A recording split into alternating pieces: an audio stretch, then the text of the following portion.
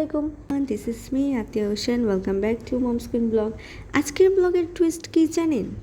এই যে গরমকালের মধ্যে আপনাদের সাথে শেয়ার করব শীতকালের ভিডিও। আপনারা যারা আমার টোপাটুপির ব্লগ দেখছেন তারা বুঝতে পারবেন যে জানুয়ারি মান্থে আমি অনেক বেশি এনজয় করেছিলাম, কারণ ওই সময়টাতে আমার কাজিনরা এসেছিলেন, আর কাজিনরা আসলে তো আর মজা হয়, তাই না? মানে শীতকালের সময় প্রথমে তো টুপার ওই যে ব্লগটা দেখেছিলেন ওইটা করেছিলাম। তারপরের দিনই আমরা সকাল সকাল ঘুম থেকে উঠেই নদীর পাড়ে চলে এসেছি আমাদের নিজস্ব বাগান থেকে ফল পাড়ার জন্য, মানে শাকসবজিগুলো নেয়ার জন্য। আর এর পরের দিনই আমরা একটা রেস্টুরেন্টে গিয়েছিলাম। এই ব্লগের ভিতর আপনারা সেটারও একটা ক্লিপ পেয়ে যাবেন। বর্তমানে আপনারা আমাদের গাছের ফলগুলা দেখেন, মাশাল্লাহ টমেটোগুলা অনেক অনেক অনেক বেশি সুন্দর লাগছে, আর খেতেও অনেক বেশি মজা ছিল। আমার না লাল টমেটো থেকে সবুজ সবুজ কাঁচা টমেটো অনেক বেশি ভালো লাগে।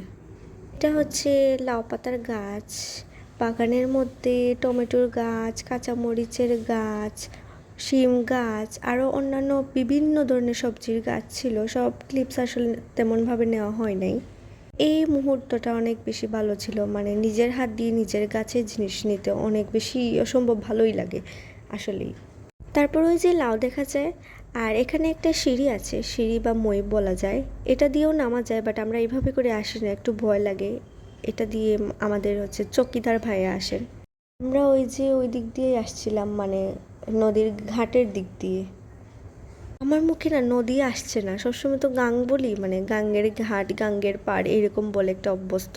আর এটা ছিল ধনিয়া পাতার গাছ। আমি অনেক শর্ট ক্লিপস নিয়েছিলাম, যার কারণে মনে হতে পারে যে কয়েক মিনিটের কাজ, বাট আসলে 2 ঘন্টা সময় লেগেছে।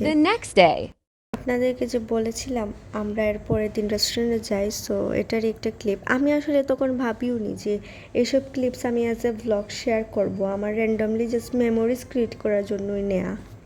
টাইমটা তো জানুয়ারি ছিল, আর এখন মে মাসে কেন জানি মনে হলো যে না, শেয়ার করি, মানে আমার স্মৃতিগুলো আপনাদের সাথেও থাকুক। আনএক্সপেক্টেড প্ল্যান না সবসময় সাকসেসফুলি হয়। আমরা যখন ভাবি যে আমরা এটা করব ওইটা করব, তখন আসলে কিছুই করা হয় না।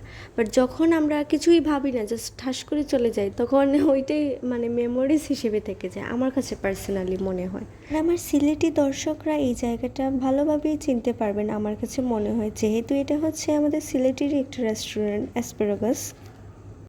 এই তো তারপর বাসায় আসার পথে আমরা একটা পার্সেলও নিয়ে আসি, মানে আম্মু ফুফু ওনাদের জন্য, যেহেতু ওনারা যান নাই আমাদের সাথে রেস্টুরেন্টে। কাজিনদের সাথে আমার আরও অনেকগুলো ব্লগ আসবে ইনশাআল্লাহ। And if you really like this video, do like, share and subscribe to my channel. Thank you so much for watching. আল্লাহ হাফিজ।